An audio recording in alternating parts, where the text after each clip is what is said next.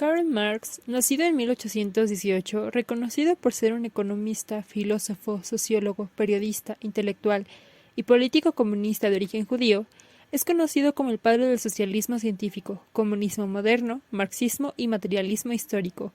Dentro de sus obras más importantes tenemos Manifiesto del Partido Comunista, creada en 1848, y El Capital, crítica a la economía política, creada en 1861.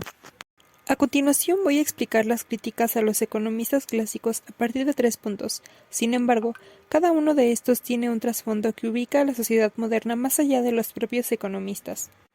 El primer punto es respecto a la economía política, haciendo un enlace directo a la forma en cómo se crea y se reproduce el conocimiento, reflexionando sobre su utilidad, por lo que va de la mano con la crítica del contexto a partir de las habilidades teóricas obtenidas, lo que genera una constante responsabilidad de cuestionamiento que lleva al cambio de las estructuras hegemónicas. Para Marx, no puede surgir un verdadero y legítimo conocimiento si no viene de la crítica.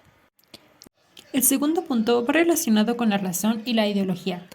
Ya sabemos que para Marx el conocimiento debe partir del cuestionamiento, lo que va a generar las relaciones interaccionales desde un plano histórico, y, al menos teóricamente, debe justificarse por el plano de la razón, siendo un vínculo dependiente con el resto de las esferas sociales.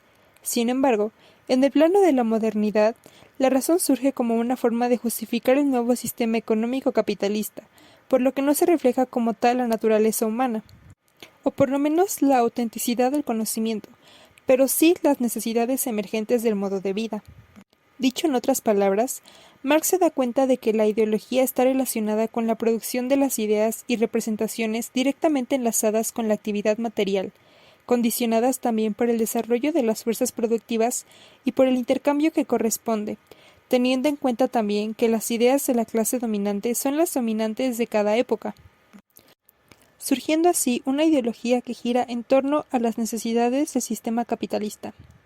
El tercer punto refiere a la productividad y a la fuerza de trabajo, y es que una característica inherente del capitalismo refiere a la forma en cómo se percibe y se presentan las fuerzas de la clase trabajadora. Respecto a la productividad, el sistema espera que la misma se incremente, minimizando la energía humana. Y por último me gustaría hablar un poco del marxismo, viéndolo como una oportunidad para criticar el propio sistema capitalista y redignificar a los actores sociales, en específico a los actores sociales que son subordinados o que son dominados. Pues como bien sabemos, en el marxismo, o más bien Carlos Marx, propone pensar en la historia a través de las clases sociales, viendo así a una figura dominante y a una figura dominada. La clase social dominante es aquella que tiene los medios de producción y la clase social dominada es aquella que necesita del trabajo, necesita prestar su cuerpo para trabajar, para poder subsistir. Si bien es cierto que el conflicto es inherente a todo sistema social, en el capitalismo los conflictos se van a definir por la resistencia, por la necesidad de suministros y por la lucha de clases. Comte es considerado el fundador de la sociología, teniendo el objetivo de que su estudio fuera la sociedad humana en conjunto. En su libro La filosofía positiva, planteó 3 problemas fundamentales por resolver que tenían el fin de fundamentar la legitimidad y la autonomía respecto a otras ciencias. La ley de los 3 estadios es una teoría concebida por Auguste Comte en su obra Curso de Filosofía Positiva. Se afirma que la humanidad pasa por 3 estadios teóricos o mentales diferentes: el estadio teológico, metafísico y el estadio científico o positivo. Esta fase histórica es también la meta para el individuo y para la sociedad.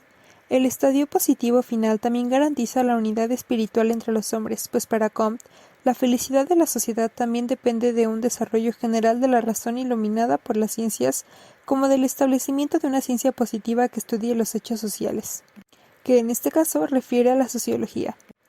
Sus aportes fueron fundamentales para la ciencia, ya que significan un parteaguas en el desarrollo del resto de las ciencias sociales, siendo reconocido también por la creación de la palabra altruismo y, claro, por fundar el positivismo, haciendo un proceso riguroso de la ciencia y acelerando el progreso de las disciplinas. Y por último, pero no menos importante, está Nietzsche, nacido en 1844. Sus obras han ejercido una profunda influencia en la historia y en la cultura occidental.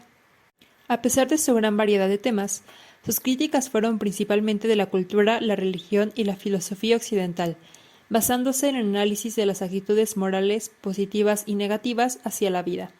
Una de sus observaciones más importantes refieren a la frase Dios ha muerto, con la que buscó indicar la pérdida de la moralidad a través de las figuras religiosas en la sociedad, es decir, que ahora las personas buscaban regirse por otros códigos morales que no necesariamente iban de la mano con la religión y la figura de Dios. Sin embargo, la figura de Dios será necesaria para evitar la rebelión de los hombres.